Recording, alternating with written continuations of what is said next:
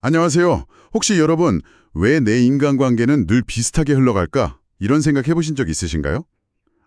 뭐랄까, 만나는 사람은 계속 바뀌는데 이상하게 관계 맺는 방식이나 끝나는 방식, 이런 건 좀 비슷하게 반복되는 느낌? 네, 오늘 바로 이 문제를 좀 깊게 파헤쳐 보려고 합니다. 여러분이 보내주신 자료, 애착과 우정의 심리학, 반복되는 관계 패턴, 이걸 바탕으로요. 왜 이런 패턴이 생기는 건지 그 심리적인 뿌리를 찾아보겠습니다. 네, 안녕하세요. 오늘 다룰 내용이 어쩌면 좀 생각의 전환을 가져올 수도 있을 것 같아요. 우리가 보통 나는 나 혼자 존재한다고 생각하기 쉬운데 이 자료는 그게 아니라는 거죠. 관계가 단순히 삶의 옵션 같은 게 아니라 사실상 나라는 존재를 만들고 또 비춰주는 거울이다. 이런 관점이에요. 그리고 그 거울에 왜 자꾸 비슷한 모습만 비치는지 이걸 애착이랑 우정으로 풀어보고 있습니다. 관계가 나를 만든다. 와, 이 문장부터가 딱 와닿는데요. 보통은 나는 내가 제일 잘 알지 이렇게 생각하잖아요. 근데 자료에서는 오히려 다른 사람들이 보는 내 모습, 그게 더 진짜 나에 가까울 수도 있다. 이렇게 말하는 건가요? 네, 맞아요. 좀 도발적으로 들릴 수도 있는데 내가 나를 평가하는 것보다 주변 사람들이 나를 어떻게 보는지, 그 객관적인 시선들의 평균값, 그게 실제 내 모습이랑 더 비슷할 수 있다는 거예요. 왜냐하면 우리가 관계 안에서 인정도 받고 나를 표현하기도 하고 또 싸우기도 하면서 그러면서 계속 나라는 사람을 확인하고 또 만들어가는 거니까요. 혼자서는 온전히 알기 어렵다는 거죠. 아, 정말 흥미로운 관점이네요. 나를 알려면 관계를 봐야 한다니. 그럼 관계 중에서도 감정이 가장 강한 사랑, 그리고 또 삶의 버팀목 같은 우정. 이 둘은 근본적으로 뭐가 다른 걸까요? 자료에서 이 둘을 비교하던데요. 네. 그 핵심 차이로 딱 두 가지를 짚어요. 사랑은 일대 독점성. 아, 그렇죠. 딱 한 사람하고만. 네. 반면에 우정은 다자간 보편성, 여러 사람하고 동시에 맺을 수 있다는 거죠. 이게 특히 나이 들수록 우정의 이 보편성이 더 중요해진다고 강조해요. 재미있는 비유가 나오는데 두 번째 사랑은 불륜이지만 두 번째, 세 번째 우정은 삶의 확장이다. 와, 표현이 확 와닿네요. 그렇죠. 시간이 지날수록 여러 친구들과의 관계가 삶을 더 풍성하게 만든다는 의미겠죠. 사랑의 독점성, 우정의 보편성. 아, 이 차이가 나이 들면서 관계를 보는 시각에도 영향을 주겠군요. 자, 그럼 이제 진짜 핵심 질문으로 들어가 볼게요.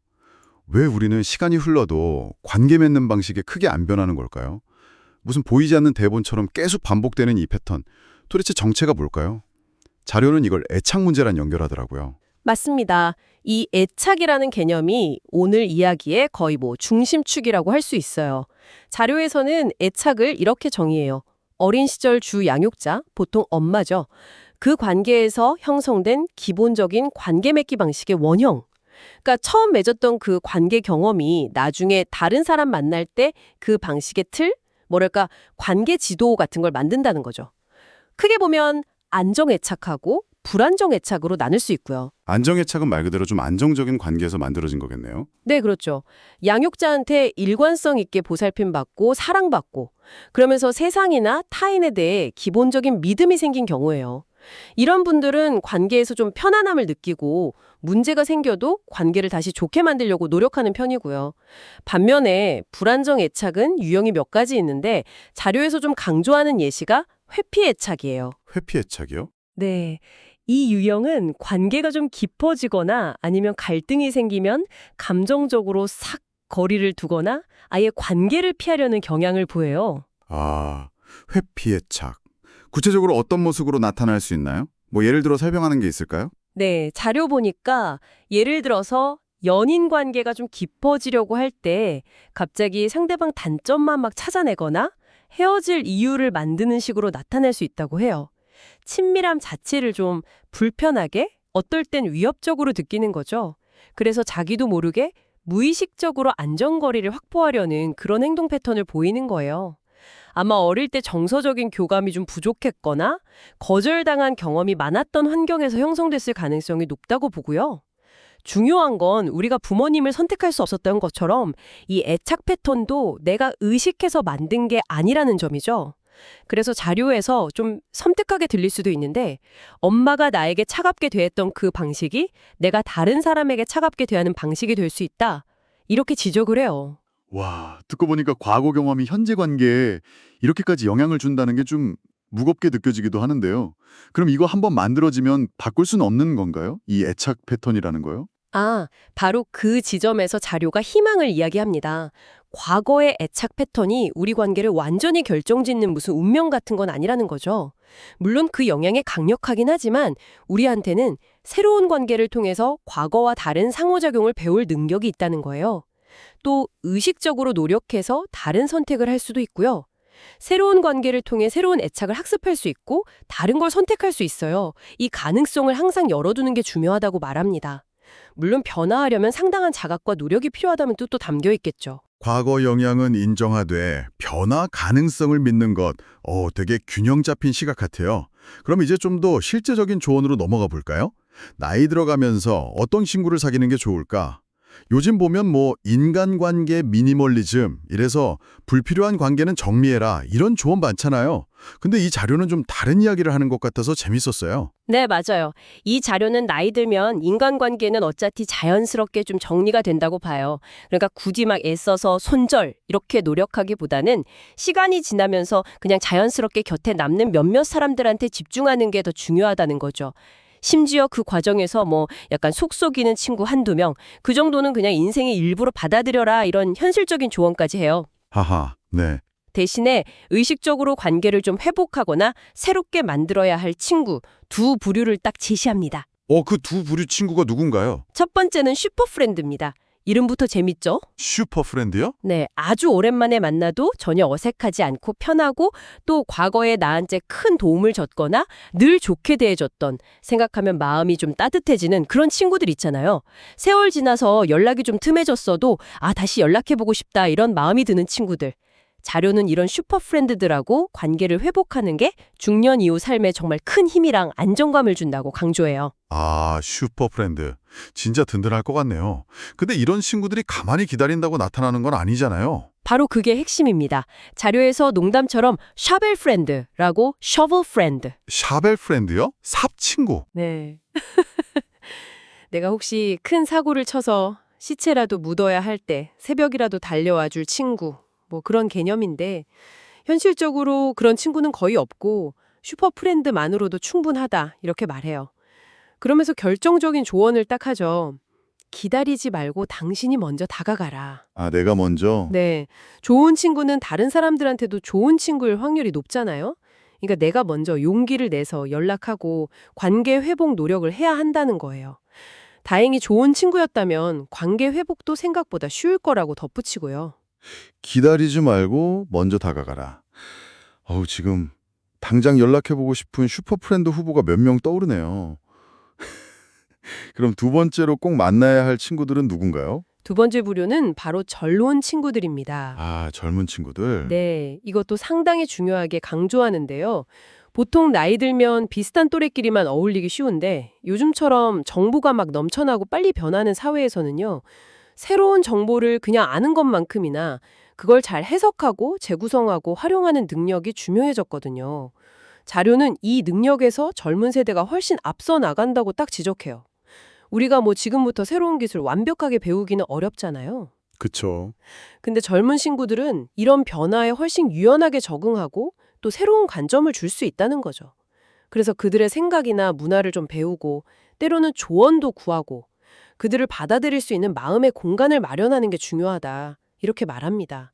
이들에게 다가가서 물어보고 배우고 조언을 구하세요. 아주 직접적으로 권하고 있어요. 와, 오랜 친구인 슈퍼프렌드를 통해서는 안정감을 얻고 젊은 친구들을 통해서는 새로운 자극구라 정보를 얻으라? 진짜 균형 잡힌 조언 같아요. 그런데 이렇게 관계를 유지하고 확장하라는 이야기 속에서도 아주 단호하게 거리를 둬야 할 사람들, 이것도 명확히 선을 긋더라고요. 이 두 부류만큼은 예외다, 이런 거죠. 네, 그렇습니다. 아무리 관계가 중요해도 반드시 피해야 할 유형이 있다고 경고하는데요. 첫 번째는 나쁜 인간들. 나쁜 인간들? 네, 자기 이익을 위해서는 수단 방법 안 가리고 남을 이용하고 희생시키는 사람들. 예를 들면 사기꾼이나 아주 극단적인 이기주의자들, 이런 사람들을 말해요. 자료는 이런 사람들은 이미 다른 관계에서도 많이 거절당하고 밀려나 봤기 때문에 내가 거리를 둔다고 해서 크게 상처받거나 변하지 않는다는 거예요. 그러니까 괜히 미안해할 필요 없이 내 안전과 평화를 위해서 단호하게 관계를 끊거나 거리를 두라고 조언합니다. 내가 밀어낸다고 해도 까딱도 안 해요. 이 표현이 딱이죠. 아, 까딱도 안 한다. 그럼 두 번째 유형은 더 심각한 경우인가요? 네, 훨씬 더 심각하고 위험한 경우로 악마들, 즉 가스라이팅이나 그루밍을 하는 사람들을 지목합니다. 악마들이요? 가스라이팅, 그루밍. 네, 이 둘의 핵심 차이를 좀 명확히 봐야 하는데요. 나쁜 인간이 주로 돈이나 사회적 이득 같은 걸 위해서 남을 이용하려고 한다면 악마는 상대방의 정신세계를 교묘하게 조종해서 삶 전체를 지배하려고 한다는 거예요.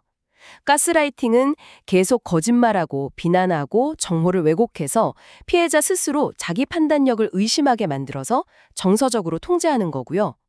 그루밍은 특히 좀 취약한 대상, 아동이나 청소년에게 접근해서 신뢰를 쌓은 다음에 점차 심리적으로 길들여서 성적인 목적이나 다른 착취를 쉽게 하려는 과정이죠. 아, 너무 끔찍하네요. 네, 외부 세계랑 접촉을 막고 가해자한테 의존하게 만들어요. 이런 관계는 피해자 혼자 힘으로는 벗어나기가 정말 어렵기 때문에 주변에서 알게 되면 반드시 적극적으로 개입하고 도와줘야 하고요. 당사자도 즉시 관계를 끊고 전문가나 믿을 수 있는 사람에게 도움을 요청해야 한다고 아주 강력하게 경고합니다. 나쁜 인간과 악마, 이용하려는 자와 지배하려는 자. 그 차이를 명확히 하는 게 중요하겠네요. 반드시 경계하고 피해야 할 관계. 확실히 알겠습니다. 자, 그럼 이제 또 다른 흥미로운 주제로 넘어가 볼게요. 바로 취약성에 대한 이야기입니다. 인간은 본질적으로 약한 존재다. 이 점을 자료에서 강조하더군요. 맞습니다. 인간의 그 근원적인 취약성, 이거 정말 중요한 지적이에요. 갓 태어난 아기 생각해보면 울음 말고는 할 수 있는 게 거의 없잖아요. 그렇죠. 누군가가 정말 전적으로 돌봐주지 않으면 살아남을 수가 없죠. 다른 동물들에 비해서 인간의 유아기가 유독 긴 이유이기도 하고요. 이런 생물학적인 약함은 우리가 어른이 되어서도 여러 가지 형태로 계속 남아 있어요. 때로는 자존감이 흔들리기도 하고 능력이 부족하다고 느끼기도 하고 또 몸이 아프거나 늙어가면서 우리는 늘 어떤 면에서는 취약한 상태에 놓일 수밖에 없다는 걸 자료가 다시 한번 생각하게 해줍니다. 근데 여기서 흥미로운 점은 이 취약성이 꼭 나쁜 것만은 아니다. 약점만은 아니다라고 말한다는 거예요. 오히려 건강한 우정을 만드는 데는 이 취약성이 중요할 수 있다. 이런 거죠. 바로 그 지점이 이 자료의 또 다른 핵심 통찰 중 하나라고 봐요. 우리는 보통 강하고 완벽한 모습만 보여야 인정받고 좁은 관계 맺을 수 있다고 생각하기 쉬운데 우정의 영역에서는 오히려 그 반대일 수 있다는 거예요. 내가 나의 약점이나 부족함, 어려움 같은 거를 솔직하게 드러낼 용기를 낼 때, 나의 약함과 부족함을 보일 때 그때 상대방은 오히려 방어적인 태세를 풀고 좀 더 인간적인 유대감을 느끼면서 다가올 수 있다는 거죠. 때로는 상대방의 그 약한 모습에서 보호 본능이나 좀 돕고 싶은 마음이 생겨서 관계가 더 깊어지기도 하고요. 이게 진짜 우정의 시작점이 될 수 있다. 이렇게 설명해요. 물론 내 약점을 드러내는 건 엄청난 용기가 필요하죠. 거절당할까 봐, 이용당할까 봐 두렵기도 하고요. 하지만 그 용기를 내서 나를 열어 보이고 상대방이 그걸 진심으로 받아주는 그 순간, 그 조우의 순간, 바로 그때 깊고 의미 있는 우정이 싹틀 수 있다. 이렇게 이야기합니다. 취약성을 드러내는 용기가 우정의 씨앗이 될 수 있다. 와우, 정말 따뜻하고 희망적인 관점이네요. 그런데 현실에서는 나는 친구 없어도 괜찮아. 혼자가 제일 편해. 이렇게 말하는 사람들도 꽤 있잖아요. 자료에서는 이런 태도는 어떻게 보나요? 네, 그런 분들에 대해서 자료는 아주 단호하게 말해요. 정말로 친구가 전혀 필요 없는 사람은 없다. 없다고요? 네, 다만 그분들이 말하는 친구가 꼭 인간 친구가 아닐 수는 있다는 거죠.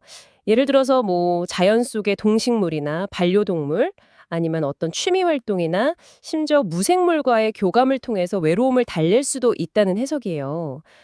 혼자가 편하다고 말하는 그 속마음에는 사실 과거 관계에서 상처받았던 경험이나 거절당할까 봐 두려운 마음, 또 관계를 시작하고 유지하는 데 드는 에너지가 좀 부담스러운 거, 혹은 높은 자존심이나 막연한 불안감, 이런 복합적인 이유가 숨어 있을 수 있다고 지적해요. 그러면서 우리가 느끼는 외로움의 정체를 좀 자세히 들여다볼 필요가 있다. 이렇게 제안하더군요. 그냥 심심해서 느끼는 외로움인지 아니면 더 깊은 불안이나 두려움 때문인지 이걸 구분하는 게 중요하자고요. 맞습니다. 외로움의 종류를 파악하는 게 해결의 실마리가 될 수 있다는 건데요. 프로이트가 말한 불안의 세 가지 유형 있잖아요. 현실적 불안, 신경증적 불안, 도덕적 불안. 이런 어떤 근원적인 불안 때문에 사람들과 연결되고 싶은 건지 아니면 자료에서 좀 가볍게 얘기하듯 진짜 그냥 심심한 거예요. 상태인지. 이럴 땐 공기놀이, 독서, 뛰기 같은 거 해보라고 하죠. 네. 혹은 관계 맺으려다 거절당할까봐 지레 겁먹고 혼자를 상착하는 건지 스스로에게 한번 질문해 볼 필요가 있다는 겁니다. 특히 그 거절에 대한 두려움과 관련해서는 아주 단호하면서도 되게 위로가 되는 메시지를 던지는데요. 네, 그 부분이 정말 인상 깊었어요. 바로 인간은 다 거절당해요. 이 선언입니다. 아, 생각해보면 우리 모두 태어나서 지금까지 수없이 많은 크고 작은 거절을 경험하면서 여기까지 온 거절 생존자라는 거죠. 거절 생존자. 네. 원하는 걸 얻지 못하고 누군가에게 받아들여지지 못하는 경험, 앞으로도 계속될 거고 그게 지극히 정상적인 삶의 일부라고 받아들여야 한다는 거예요. 친구 하자고 다가갔다가 거절당하는 거? 그럴 수 있다는 거예요. 그게 대수냐는 거죠. 자료에 좀 직설적인 표현을 빌리면 우리가 뭐가 대단해서 거절당하면 안 돼요. 우리 다 완벽하지 않은 평범한 존재고 그렇기 때문에 때로는 거절하기도 하고 때로는 거절당하기도 하면서 살아가는 게 당연하다. 이렇게 강조합니다. 우리는 모두 거절 생존자다. 와, 이 말이 거절에 대한 두려움을 정말 많이 덜어주네요. 실패나 거절을 그냥 인생의 당연한 부분으로 받아들일 용기를 주는 것 같아요. 자, 오늘 반복되는 관계 패턴의 원인부터 건강한 관계 맺기 전략까지 진짜 많은 얘기를 나눴는데요. 마지막으로 친구를 만들고 관계를 좀 개선하고 싶은 분들을 위해서 이 자료가 제시하는 핵심 조언 3가지 한번 정리해 볼까요? 네, 첫째는 눈높이를 낮추라는 겁니다. 내 특별함을 내세우기보다는 나의 평범함과 상대방의 평범함이 만나는 지점을 찾으라는 거죠. 완벽한 친구 찾기보다 같이 성장하고 서로 부족한 거 채워줄 수 있는 친구, 그런 친구를 찾으라는 의미 같아요. 둘째는 용기를 내라는 겁니다. 거절당할까봐 두려워하지 말고 때로는 조금 뻔뻔해 보이더라도 먼저 다가갈 용기가 필요하다는 거고요. 셋째는 아까 슈퍼프렌드 얘기에서도 나왔지만 먼저 다가가라는 겁니다. 좋은 친구는 가만히 기다린다고 오지 않으니까 내가 먼저 움직여서 관계의 물꼬를 쳐야 한다. 이 점을 다시 한번 강조해요. 눈높이를 낮추고 용기를 내고 먼저 다가가라. 아주 명쾌한 3가지 행동 지침이네요. 더불어서 자료에서는 만약 지금 내 주변에 친구가 정말 없다고 느껴진다면 그 이유를 3가지 측면에서 한번 스스로 물어보라고 제안하죠. 그렇습니다. 첫째, 친구에 대한 내 기준이나 기대치가 혹시 너무 높은 건 아닌지. 둘째, 혹시 나 자신이 다른 사람들이랑 관계 맺기에 좀 어려운 면, 예를 들어 너무 비판적이거나 좀 닫혀있는 태도 같은 거? 그런 걸 가지고 있는 건 아닌지? 내가 좀 이상한가? 셋째, 나 스스로도 잘 모르는 어떤 깊은 두려움, 예를 들면 친밀함에 대한 두려움이라든지 버려질까봐 불안한 마음 같은 거? 이런 게 혹시 관계 맺는 걸 방해라고 있는 건 아닌지 이렇게 성찰해 볼 필요가 있다는 겁니다. 결국 관계 문제를 푸는 열쇠도 나 자신을 아는 것에서 시작하는군요. 오늘 이야기를 들으면서 어쩌면 지금 이 순간 문득 떠오르는 사람이 있을지도 모르겠어요. 아주 오래전 고마웠던 친구일 수도 있고 최근에 알게 됐지만 좀 더 가까워지고 싶은 사람일 수도 있고요. 이 자료의 조언처럼 아주 작은 용기를 한번 내보는 건 어떨까요? 잘 지내? 라든지 요즘 뭐하고 지내? 같은 가벼운 안부 문자 한 통. 이게 어쩌면 잊고 지냈던 소중한 우정을 되살리고 나의 그 반복되는 관계 패턴에 긍정적인 변화를 가져오는 첫걸음이 될지도 모릅니다. 네, 마지막으로요. 오늘 저희가 함께 살펴본 애착, 관계 패턴, 그리고 그 취약성의 힘에 대해 생각해 보시면서 이런 질문을 스스로에게 한번 던져보시면 좋겠습니다. 이번 주에요. 나의 그 반복되는 관계 패턴에 아주 작은 변화라도 좀 주기 위해서 내가 신뢰하는 단 한 사람에게라도 괜찮으니까 아주 조금 용기를 내서 나의 솔직한 감정이나 좀 약한 모습을 보여줄 수 있는 구체적인 행동 한 가지는 무엇일까요?